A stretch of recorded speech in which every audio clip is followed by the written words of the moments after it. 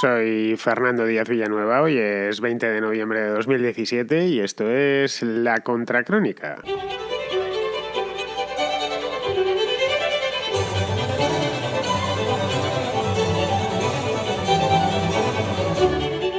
El martes pasado por la noche, el día 14, el ejército de Zimbabue tomó el control de la televisión estatal y acto seguido puso bajo arresto domiciliario a su presidente, que es todavía hoy Robert Mugabe, un anciano de 93 años que lleva casi 40 en el poder, 37 años exactamente, los mismos por lo demás que tiene la República de Zimbabue, que tiene el mismo país desde su independencia del Reino Unido allá por el año 1980. Todos pensábamos, yo incluido, por supuesto, que aquello era un golpe de Estado en toda regla, que a Mugabe iban o a meterle 3 tiros o a ponerle en el aeropuerto para que se marchase del país. Y en cierto modo lo ha sido, pero un golpe de Estado un tanto extraño, un golpe de Estado a la zimbabuense. A día de hoy, Mugabe sigue en la presidencia. De hecho, ayer dio un discurso por la televisión mientras su propio partido le destituía y le pedía que abandonase el poder cuanto antes. Era una cosa que nos tiene fuera de Zimbabue, obviamente, nos tiene un poco confusos. Bueno, ha habido, no ha habido golpe de Estado, pues está siendo un golpe de Estado quizá en cámara lenta o un golpe de Estado propio del país. Es un país tremendamente joven, así que tampoco tiene mucha historia de golpes de Estado. En fin, todo muy loco.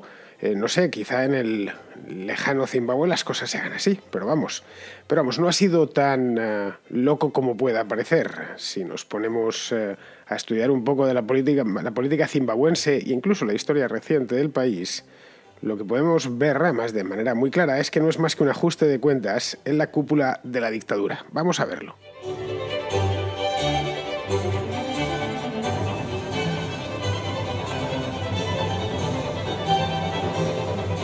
El que más y el que menos ha oído hablar alguna vez de Robert Mugabe, aunque solo sea una, sino unas cuantas, porque lleva muchísimos años en el poder, lleva tanto tiempo en el cargo y ha hecho tantas barrabasadas que, bueno, es un tipo relativamente conocido, incluso muy conocido, por lo menos entre los analistas de política internacional, aunque Zimbabue sea pues un país mísero del sur de África, uno de los más pobres, no ya de África, sino también del mundo. Evidentemente, ser un país pobre en África significa ser de los más pobres del mundo y un país que no tiene tampoco demasiada buena fama internacional por todas las cosas que han ido sucediendo allí a lo largo de las últimas 4 décadas. Bueno, pues a pesar de esto, de que el país no invita a alcanzar fama, a alcanzar celebridad internacional y mucho menos en política, pues este hombre sí que la tiene. Vamos a hacer un poco de historia, lo digo porque no todo el mundo se interesa por los asuntos de Zimbabue, en general de África, es el hermano pobre de la humanidad en todos los aspectos, también en esto.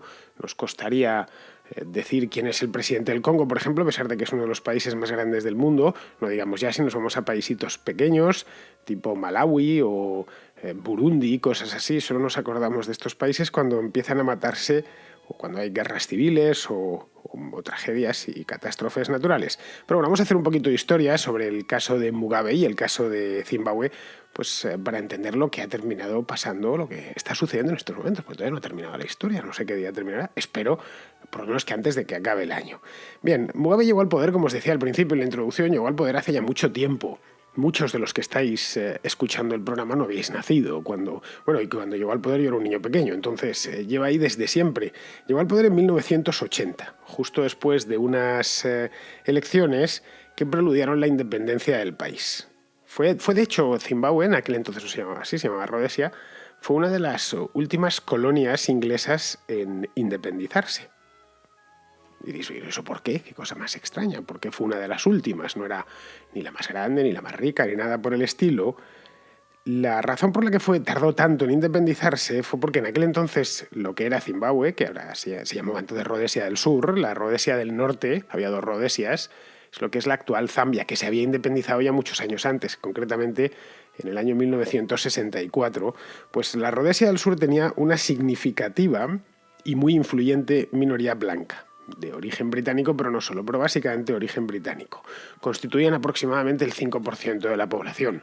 Era una minoría pequeñita, sí, pero en comparación con la cantidad de blancos que había en otros países del África negra, pues era una minoría, ya digo, significativa, que se hacía ver y que además muchos habían nacido ya en la propia Rodesia y se sentían rodesianos. Es decir, no, si les preguntaban, ¿es usted inglés? No, o escocés, no, yo soy rodesiano. Era el blanco de África que llevaba ya allí un siglo. Hay una película muy buena que se llama Diamantes de Sangre, que está muy bien, que el protagonista, que es Leonardo DiCaprio, encarna muy bien la figura de ese africano blanco, que es hijo o nieto de europeos que fueron a África a raíz de la colonización. Ellos ya nacieron y se criaron así. Y lo único que mantienen de su herencia europea, bueno, es la lengua y el aspecto, pero por lo demás consideraban que África era tan suya como la de los africanos originarios, ¿no? Bueno, pues esta minoría era bastante poderosa porque disponían de grandes tierras, además las cultivaban muy bien, con gran aprovechamiento, y tenían un grado de autonomía muy alto que les había concedido el Reino Unido. Bien, estos habían incluso buscado la independencia por su cuenta. Su líder, se llamaba Ian Smith, había llegado a proclamar la independencia de manera unilateral. Había hecho una DUI, como la de Puigdemont, pues lo mismo, que una DUI que no reconoció el Reino Unido, ni reconoció la ONU, ni nadie. Y de hecho el asunto luego se enquistó, se fue complicando con los años y se convirtió en un problema, además un problema de los gordos para el Foreign Office, para el Reino Unido. Surgió una guerrilla de orientación comunista, de hecho financiada por la URSS, que declaró la guerra al gobierno británico. Empezaron a hacer pues las cosas de las guerrillas, poner bombas, perseguir a los soldados y cosas por el estilo. Vamos, lo que en Hispanoamérica conocen a la perfección, pues eso estalló en los años 70 en Zimbabue. En Rodesia del Sur.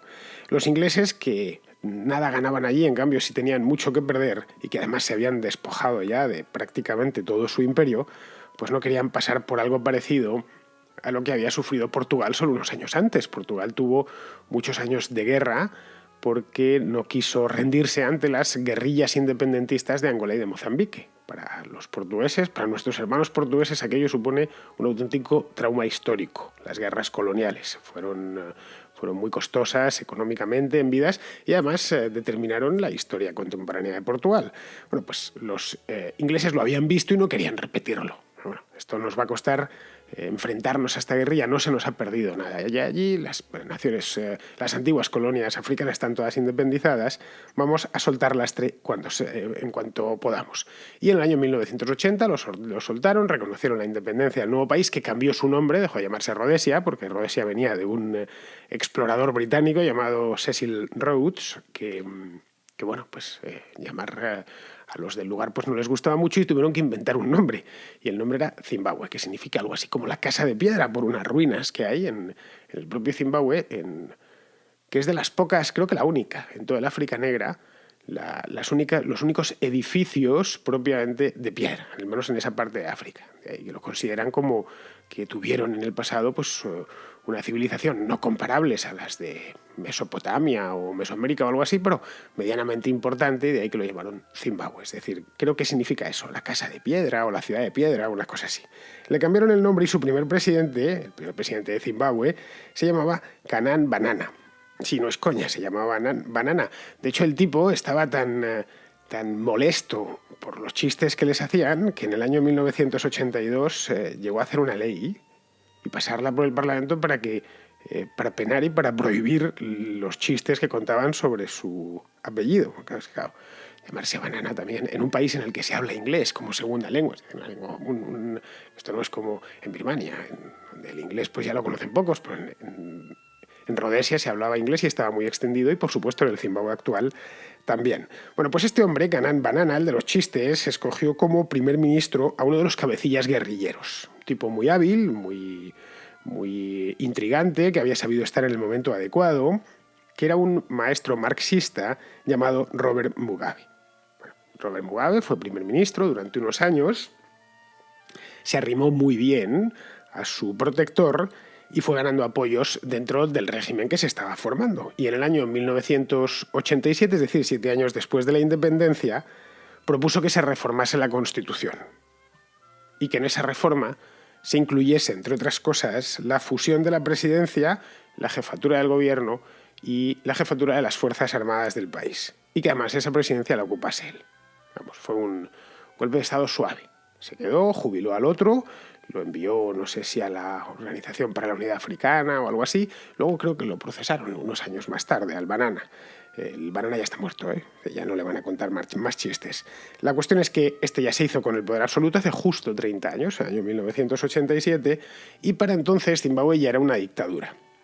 La dictadura de partido único, bueno, pues trataban de taparlo con una asamblea legislativa y poco más, y con buenas palabras, pero vamos, una dictadura en toda regla que podríamos casi considerar socialista, por lo menos era de hechuras moscovitas, acaudillada por el partido de Mugabe, que era el Frente Patriótico Unión Nacional Africana de Zimbabue, así es como se llamaba. Claro, con un nombre tan largo, pues tuvieron que, y se sigue utilizando las siglas son ZANU-PF. Es el partido, se llama el PECUS, pues el PECUS de Zimbabue es el ZANU-PF, que es, si no el único partido que existe, sí el único que puede, desde luego, ganar elecciones y que puede hacer propaganda en condiciones. El resto los persiguen porque lo de los derechos humanos en Zimbabue desde hace 40 años es pura fantasía. Bien, pues entre Mugabe y el ZANU-PF, el partido este patriótico, y la Unión Nacional Africana, pues básicamente han dejado a Zimbabue en la ruina. Podría entretenerme contando los detalles, pues que tampoco tengo mucho más tiempo. Si miramos los indicadores, el que elijamos, Zimbabue puntúa abajo en todos, menos en algunos que puntúa altísimo, como es el caso de violaciones de los derechos humanos. Pero vamos, también en ese caso, si lo miramos como se debe de mirar, puntúa bajísimo. Pero quizás lo que más recordemos o conozcamos o se conozca fuera de Zimbabue es la hiperinflación que se desató en el país hace cosa de una década, sí, más o menos en el año, bueno, sí, justo en 2007 estaban en plena hiperinflación, que hizo que los estudiosos de la teoría monetaria se entusiasmasen con el caso porque podían estudiarlo casi como un caso in vitro. Fue mucho peor que lo que tienen ahora mismo en Venezuela. Fue una inflación que llegó a ser de 90.000 millones por ciento. Esto a finales de 2008. Para que os hagáis una idea, los precios se duplicaban cada pocas horas. Una cosa espectacular. Fue tan severa, tan tremendamente severa, que se llegó a producir el punto final de una hiperinflación, que es el repudio de la moneda, es decir, la moneda, la divisa local, que era el dólar zimbabuense, heredero del dólar de Rodesia. Había sido en su momento incluso una moneda muy estable, como el rand sudafricano. Pues desapareció el mapa, se dejó de imprimir, se dejó de hacer, desapareció, la enterraron. Nadie la quería, no valía ni absolutamente nada. De hecho, se llegaron a hacer billetes no de 15.000, ni de 20.000, ni de 30.000, ni de 100.000, ni de 1.000.000 de dólares zimbabuenses. Se llegaron a emitir billetes de 100.000 millones de dólares zimbabuenses. No os miento, podéis buscarlos en Google y veréis los billetitos. Vamos, en el de 100.000 millones de dólares zimbabuenses aparece una jirafa. Es un lado del billete, recuerdo, porque no te lo terminas de creer. Bueno, pues se llegaron a emitir en la parte final ese tipo de valores faciales. Hoy os preguntaréis, ¿tiene moneda? ¿Qué pasó con el dólar zimbabuense? Pues no pasó nada. Zimbabue decidió no tener moneda, lo cual le vino muy bien, moneda propia, quiero decir. Ahí es un país en el que se emplea el dólar, el euro, la libra esterlina, el yen, el yuan incluso. Cualquier moneda que tenga valor se puede pagar. Aunque obviamente, como os podéis imaginar, pues las dos monedas más usadas son el dólar y el euro, especialmente el dólar.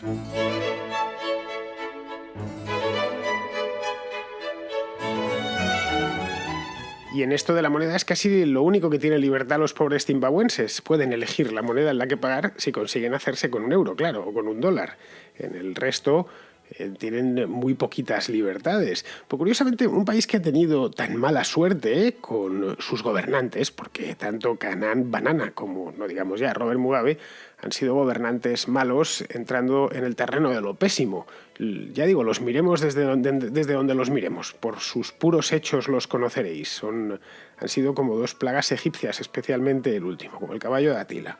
Una cosa así. Pues curiosamente, a pesar de tener esta pésima fortuna con los gobernantes, tiene un subsuelo bendecido, literalmente. Ha sido casi como si Dios se hubiese sobrado con ellos y les hubiese puesto, aparte de una tierra fertilísima, en un lugar bien regado, con un clima agradable, porque está elevado.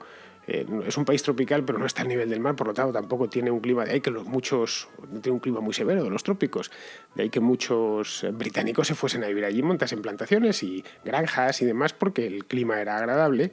Pues tiene un subsuelo riquísimo, es rico en diamantes, unas reservas espectaculares. De hecho, cuenta con las mayores reservas de platino de todo el planeta. Tiene además minas de oro. Una vez más, como podéis ver, nos encontramos ante la maldición de las materias primas, en este caso de las materias primas valiosas o muy demandadas. Vamos, que no es que estén cultivando sorgo o mijo o algo así, que a la tierra le sacan platino. En fin, yo creo que es imposible no establecer paralelismos con Venezuela. Se tienen que establecer a la fuerza. De hecho, si nos fijamos en la estructura del país por dentro, lo que encontramos son unos 15 millones de habitantes con una renta mísera de unos $1.000 per cápita al año, sometidos por una casta instalada en el poder con una coartada ideológica y tremendamente sanguinaria, y dispuesta a todo para mantener el poder, a inventarse las elecciones, repetirlas, bueno, lo que haga falta. Si vemos el registro de trapicheos políticos de Mugabe a lo largo de 30 años, nos quedaríamos sorprendidos. Bueno, ya digo que es imposible no establecer ningún tipo de relación con Venezuela porque existen y porque además Chávez en vida se hizo muy amigo de Mugabe. Siempre que podía, lo veía, era uno de los del eje del bien, ¿no? Si Estados Unidos, la Unión Europea era el eje del mal, pues para Chávez y todos estos, Mugabe era, de hecho, era uno de los pocos combatientes vivos que quedaban de la Guerra Fría. De ahí que tanto Castro como él se enorgulleciesen y mirasen con mucha soberbia al resto, a los nuevos, a los recién llegados, y les decían: nosotros ya estábamos aquí hace mucho tiempo. Bueno, pues esta casta que dirigía Mugabe, llamémosla revolucionaria, si queréis, ellos mismos se consideran revolucionarios porque tuvieron su guerrilla en su momento, a pesar de que los ingleses se fueron por las buenas en la propaganda oficial. Dicen que los echaron después de una guerra larguísima de liberación nacional. No se produjo nada parecido a eso, pero bueno, en todo caso, los que proclamaron por primera vez la independencia de Zimbabue o de Rodesia fueron los blancos, fue este tipo, fue Ian Smith. Pues esta casta, ya digo, que su única voluntad, su única razón de ser, es vivir atornillada a la poltrona. Y es ahí donde hay que buscar el origen de los sucesos de la semana pasada. En ese un cambio de élites, digamos, bueno, o dentro de la misma élite, un cambio de nombres. Mugabe es muy mayor, os lo decía en la introducción, es un hombre nacido en 1924, es decir, la mayor parte de la gente nacida en 1924 ya se ha muerto, pues él todavía sigue vivo, de lo cual yo me alegro, que viva muchos años la gente, me reconforta, me da esperanzas de que yo también voy a hacerlo. El hecho es que ya es mayor, tiene 93 años, y aunque la cabeza parece ser que le sigue funcionando, pues todos en el país llevan tiempo, todos los que mandan, quiero decir, llevan tiempo planificando el relevo. Bueno, este tipo, lo que en tiempos de Franco aquí se llamaba el franquismo, ¿no? Los que mandaban lo llamaban el hecho biológico, para no decir muerte, pues están allá en las mismas, están con cuándo va a llegar el hecho biológico, les asustará decir la palabra muerte también, porque dentro de la propia Zimbabue Mugabe tiene un aspecto casi semidivino. Para la población, lleva tantos años, claro, la mayor parte, un país jovencísimo, como es el caso, bueno, toda la África negra, pues son pocos los zimbabuenses que recuerdan el país sin Mugabe. Pero sus líderes sí saben que se va a morir algún día y que alguien tendrá que sucederle. Empezando por su propia esposa. Su esposa se llama Grace Mugabe. Es una mujer, diréis, bueno, pues era muy mayor también. No, tiene 41 años, es su segunda esposa. Bueno, no tiene 52. Le saca 41 años, es 41 años más joven que él. Y se casó ya, evidentemente, pues hace no tanto, en el año 96, hace solo 20 años, y le ha dado 3 hijos. Esto lo vi, no pude evitarlo porque me reí. Los 3 hijos se llaman, debe ser una mujer, Bona, otro se llama Robert Peter, y la tercera se llama Chatunga. Estos tíos tienen un problema con los nombres, pero Chatunga es el nombre de una canción de Luis Aguilé. Por no hablar, no sé en otras partes, pero en Madrid cuando a una chica la llamas Chatunga, bueno, es como una deformación de chata. En fin, que esta es como lo del Banana 2. Ahora, entiendo que nadie en Harare, que es la capital de Zimbabue, ni en Zimbabue sí pueda entender que en español o en una parte de España Chatunga tenga un significado, digamos, un poco negativo, o que Luis Aguilé le hiciese una canción a Chatunga, pues hará como 30 o 40 años. Bien, al parecer esta mujer, Grace, a quien llaman Grace Gucci Mugabe, porque es muy aficionada al lujo, pero aficionadísima, cuentan que se llegó a gastar 100.000 euros en un par de horas comprando en París, y que, bueno, vive por todo lo por todo lo alto. Es la típica tirana africana. Vamos, si buscáis información sobre ella, os llevaréis las manos a la cabeza. Según cuentan, tiene 3.000 pares de zapatos, como Imelda Marcos, y exige a su servicio que estén siempre limpios, pulidos y en disposición de ser calzados. Es decir, tiene zapatos para tener, no lo sé, para tener calzado pues durante 1.000 años aproximadamente. Es lo que uno puede, eso sí, un par de zapatos al año, no lo sé, aproximadamente. Bueno, la cuestión es que es una mujer muy dada a los lujos, no cae muy bien en Zimbabue, por lo que he podido leer. Vamos, que lo que en una dictadura, como le caigas al pueblo, da un poquitín lo mismo. Y esta mujer lleva años operando en las sombras dentro del Palacio Presidencial para suceder a su marido y fundar así algo parecido a una dinastía. Y para ello cuenta con apoyos. Cuenta con el apoyo de una parte del régimen, el llamado G40. G40 es los jerarcas más jóvenes, se entiende más o menos. Yo creo que es los de en torno a los 40 años, que quieren, lógicamente, pues, ocupar el puesto que creen que les corresponde. La otra parte del régimen tiene otro candidato, que es un tipo llamado Emmerson Mnangagwa, que es un histórico del partido, es un hombre ya de 71 años, de otra generación, que en su momento fue guerrillero y a lo largo de los años pues, ha ocupado todo tipo de altos cargos allí. Ha sido ministro de distintas cosas, incluido de Seguridad del Estado, que es la policía política de Mugabe, y hasta este mes era vicepresidente de Mugabe. Pero le cesaron el día 6. Claro, estas noticias no habían pasado a las agencias, porque que cesen al vicepresidente de Mugabe, de Zimbabue, pues en el resto del mundo nos trae un poco al pairo. Claro, pero este cese ha desencadenado todos los sucesos posteriores. Al parecer Mugabe le cesó por indicación de su esposa, o por inspiración de su esposa, y eso no pudo decirlo, obviamente, pero lo que sí dijo es que era por conspirar contra el gobierno. El hecho es que Mnangagwa tiene mano en el ejército y disfruta de muy buenas relaciones con el gobierno chino, su gobierno, pues del que hoy en día es importante en todo el mundo, pero en el África Negra especialmente. En concreto en Zimbabue, las inversiones de las compañías chinas, muchas estatales o paraestatales, pues son muy importantes. Zimbabue se ha convertido, es muy Pekín dependiente, como otros países africanos. Además, a Mnangagwa la relación con los chinos le viene de lejos. De joven estudió marxismo en la Universidad de Pekín, allá por el año 1963. Es decir, cuando gobernaba todavía Mao Zedong. Luego lo empaquetaron para África y allí pues este hombre se integró en la guerrilla zimbabuense, que terminaría haciéndose con el país en 1980, como ya os he contado. Y aquí entra otro elemento que me enteré leyendo prensa especializada en el tema, prensa africanista, podríamos llamarlo. Al parecer, en marzo, Mugabe anunció que no renovaría los contratos con las compañías chinas que operan en el país, básicamente mineras. Os he dicho que tiene unas reservas platino, diamantes, oro, etcétera, muy grandes. No lo sé por qué lo hizo. El hecho es que Grace Gucci Mugabe, es sudafricana de nacimiento. Ella no es zimbabuense y quizá tenga otros planes al respecto, tanto para las propias minas como para debilitar a su contrincante. Quizá tenga ya apalabrada, cuando llegue a presidenta, que esas minas las exploten compañías sudafricanas.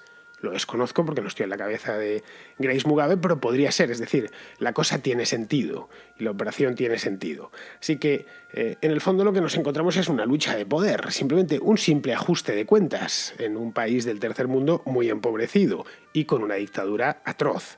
Os preguntaréis, bueno, vale, muy bien, todo perfecto, pero el pueblo no tiene nada que decir. Los zimbabuenses, el zimbabuense de a pie, que son 15 millones, caray, no dice nada de esto. Pues yo creo que no, ni lo dice ni lo piensa. Bastante tiene con sobrevivir.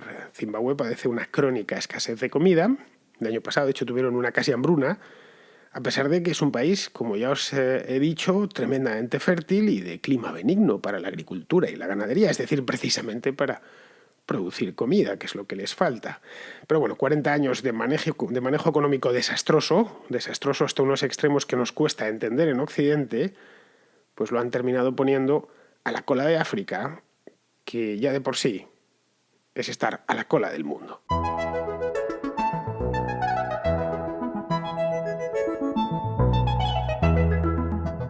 Tengo un mensaje de Alberto Garín que se me había traspapelado, desde hace un mes, pero lo habían metido en la carpeta equivocada, era el audio, y lo vi ayer, de pura casualidad. Dije, pero ¿cómo que se me ha quedado esto aquí?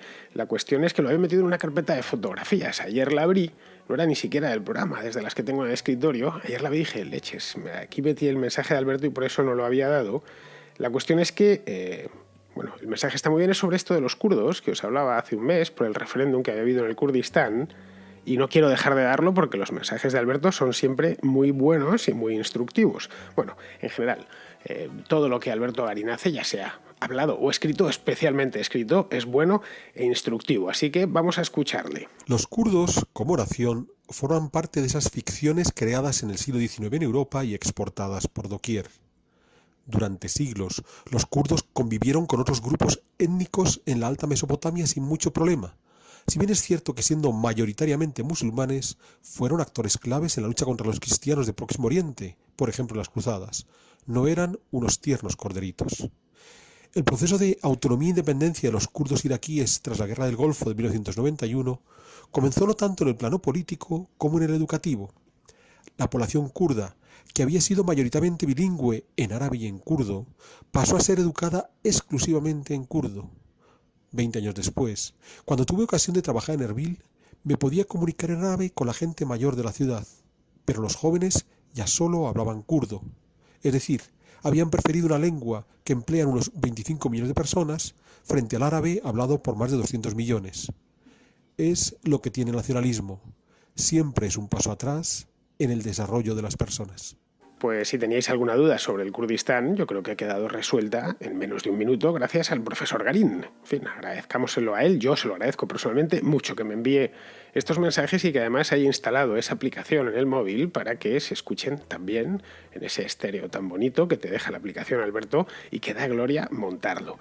Muy bien, pues nos vamos a ir yendo ya que se me va el tiempo y nos vamos con Pizarro, que nos quiere hacer un comentario sobre este último año de Donald Trump en la presidencia. Va cumpliéndose un año de legislatura de Donaldo, y entre su histrionismo, las respuestas viscerales que provoca y el odio cartaginés que medio país le profesa, se ha comido los meses como semanas, las semanas como días y los días como horas, sin hacer nada trascendente ni nada de lo que prometió. Por falta de tiempo, dice él, o por incapacidad política, sospechamos los demás. En todo caso, es cierto que el primer presidente estadounidense mulato de la historia empieza a ser solo recordado por este hecho singular. Y también empieza a calar que su esencial legado ha sido la llegada de Donaldo. Pues si los 8 años del Yes, we can, oh shit, we cannot, no estaríamos en estas. Un cordial saludo de Pizarro. Pues muy bien amigos, con esto terminamos ya la contracrónica de hoy y solo me queda emplazaros para que volváis por aquí mañana.